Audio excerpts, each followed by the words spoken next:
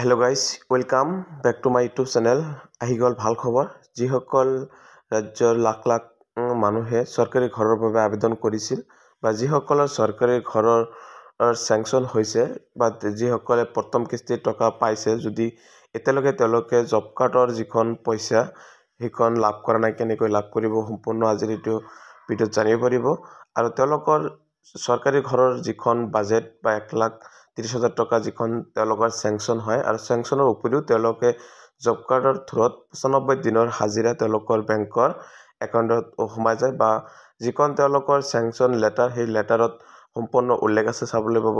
3 number যিটো option দি আছে, 95 days unskill labour under MGNREGA will be provided as well as, বা ইয়াত তেওঁলোকৰ 95 দিনৰ যিখিনি মজুৰি বা তেওঁলোকৰ সেইখন জব কাৰ্ডৰ থ্ৰু দি তেওঁলোকৰ বেংকৰ একাউণ্টত সোমাই। যদি তেওঁলোকৰ যেতিয়া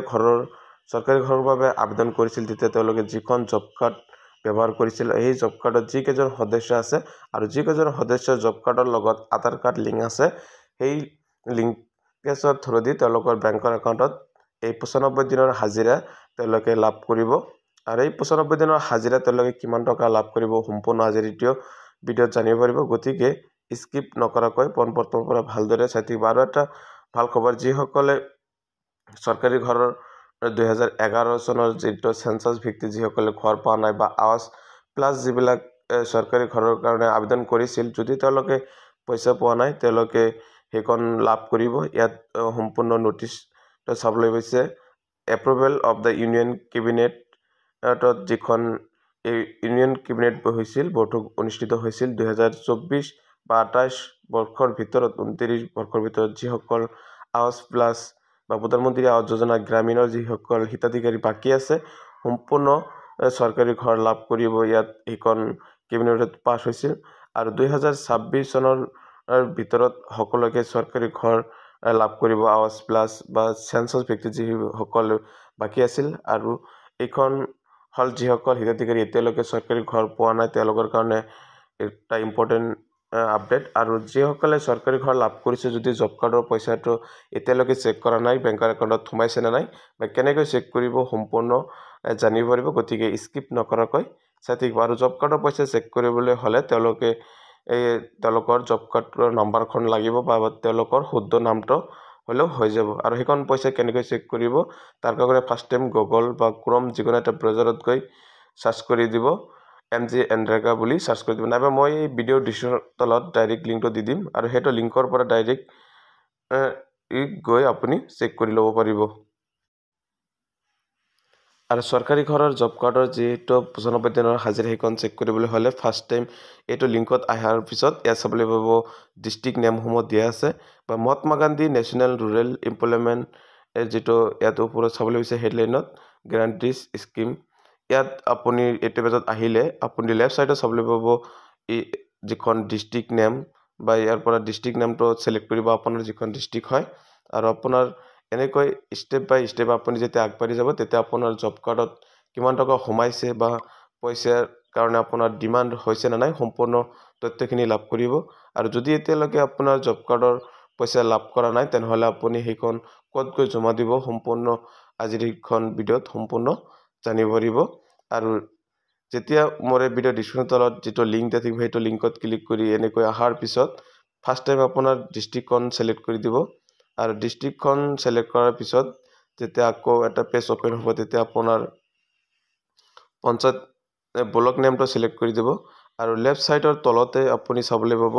ব্লক নেম, আৰু ইয়াত যিকেইটা ব্লক আছে বা আপোনাৰ যিখন ডিষ্ট্ৰিক্টৰ আণ্ডাৰত যিকেইটা ব্লক, সেইকেইটা শ্ব' কৰিব। তাৰপিছত আপোনাৰ ব্লকৰ আণ্ডাৰত যিকেইটা পঞ্চায়ত আছে, সেইখন ইয়াৰ লিষ্টৰ নাম আহি যাব, আৰু আপোনাৰ পঞ্চায়তটো ছিলেক্ট কৰি দিব। আৰু আপোনাৰ পঞ্চায়তটো ছিলেক্ট কৰাৰ পিছত ইয়াত চাবলৈ আছে গ্ৰাম পঞ্চায়ত ৰিপৰ্ট, আৰু ইয়াৰ পৰা আপুনি R1ৰ যিটো অপশ্যন দিয়া আছে, এই R1ৰ পৰা আপুনি কি কৰিব, ইয়াত R1 R2 এনেকৈ কিছুমান দিয়া আছে, কিন্তু R1ৰ চাবলৈ হৈছে জব কাৰ্ড ৰিলেটেড ৰিপৰ্টছ। এইটো অপশ্যনৰ পৰা আপুনি কি কৰিব, জব কাৰ্ড এমপ্লয়মেণ্ট ৰেজিষ্টাৰ যিটো 4 নম্বৰ অপশ্যনত দিয়া আছে, সেই অপশ্যনত ক্লিক কৰিব। আৰু ক্লিক কৰি দিয়াৰ পিছত আপোনাৰ গাঁও পঞ্চায়ত যিসকল মানুহ আছে, সম্পূৰ্ণ জব কাৰ্ডৰ লিষ্টখন আহি যাব। আৰু ইয়াৰ পৰা আপুনি 3 ডটত গৈ ফাইণ্ড অপশ্যনত গৈ আপোনাৰ নামটো চাৰ্চ কৰিব। যদি আপোনাৰ যিখন চৰকাৰী ঘৰৰ কাৰণে যিখন আপুনি জব কাৰ্ড নম্বৰ দিছিল সেই জব কাৰ্ড নম্বৰটো নহ'লে ইয়াত এণ্টাৰ কৰি যেতিয়া দিব ডাইৰেক্ট আপোনাৰ পেজটো অ'পেন হ'ব আৰু অ'পেন হোৱাৰ পিছত আপোনাৰ কিমান টকা পাইছে কিমান টকাকৈ এদিনৰ কাৰণে মজুৰি কিমান টকাকৈ সোমাইছে সম্পূৰ্ণ তথ্য এইটো ভিডিঅ'ৰ যোগেদি লাভ কৰিব আৰু তাৰপিছত যদি আপোনাৰ নামটো চাৰ্চ কৰাৰ পিছত আপোনাৰ নামটো শ্ব' নকৰে তেনেহ'লে আপুনি কি কৰিব আপোনাৰ ডাইৰেক্ট জব কাৰ্ডৰ যিখন নম্বৰ সেই জব কাৰ্ড নম্বৰখন যেতিয়া এনেকৈ বহাই দিব তেতিয়া এনেকৈ শ্ব' কৰিব আৰু ইয়াৰ পিছত আপুনি যিখন আপোনাৰ শ্ব' কৰিব আৰু তাত আপুনি ক্লিক কৰি দিব আপোনাৰ নামৰ আণ্ডাৰত যেতিয়া ক্লিক কৰিব টিকমাৰ্কটো তেতিয়া পেজখন অ'পেন হ'ব আৰু পেজখন অ'পেন হোৱাৰ লগে লগে আপোনাৰ সম্পূৰ্ণ ডিটেইলছখিনি আহিব বা আপোনাৰ জব কাৰ্ডত আৰু কোন সদস্য আছে তেওঁলোকৰ কোনখন বেংকৰ একাউণ্টত জব কাৰ্ডৰ লগত লিংকেজ আছে আৰু যিখন জব কাৰ্ডৰ লগত আধাৰ কাৰ্ড লিংকেজ বেংকৰ একাউণ্ট আছে সেইখনৰ যোগেদি আপুনি পইচাখিনি লাভ কৰিব আৰু এনেকৈ যেতিয়া পেজখন অ'পেন হ'ব তেতিয়া আপুনি স্ক্ৰল ডাউন কৰি একেবাৰে তলফালে আহিব আৰু তলফালে আহিলে আপুনি চাবলৈ পাব আপোনাৰ চৰকাৰী ঘৰৰ যিখিনি ধন আপুনি সেইখিনি কিমান টকা সোমাইছে সম্পূৰ্ণ চাবলৈ পাইছে PMAYG এনেকৈ দিয়া থাকিব বা কিমান তাৰিখত কিমানটা কিস্তি সোমাইছে সম্পূৰ্ণ তথ্যবিলাক ইয়াত দিয়া আছে বা ঘৰৰ ৰেজিষ্ট্ৰেশ্যন নাম্বাৰ এনেকৈ চাবলৈ পাব আৰু ইয়াত চাবলৈ পাইছে ইয়াত যদি দুজনৰ নামত পইচাখিনি সোমাই জব কাৰ্ডত দুজন মানুহ থাকে তেনেহ'লে 12 দিন বা 14 দিন এনেকৈ হাজিৰাবিলাক সোমাই থাকে এটা কিস্তিত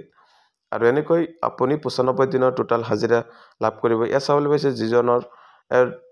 72 ডেছৰ যিখন মজুৰি সেইখন লাভ কৰিছে বা আপুনি ইয়াত এনেকৈ ক্লিক কৰি দিয়াৰ পিছত আপুনি চাবলৈ পাইছে ইয়াত কাৰ নামত পইচাখিনি সোমাইছে আৰু বৰ্তমান 249 টকা কৈ এদিনৰ কাৰণে মজুৰি দিয়ে তেনেহ'লে 95 দিনৰ মজুৰি আপুনি মিনিমাম আপুনি 23,000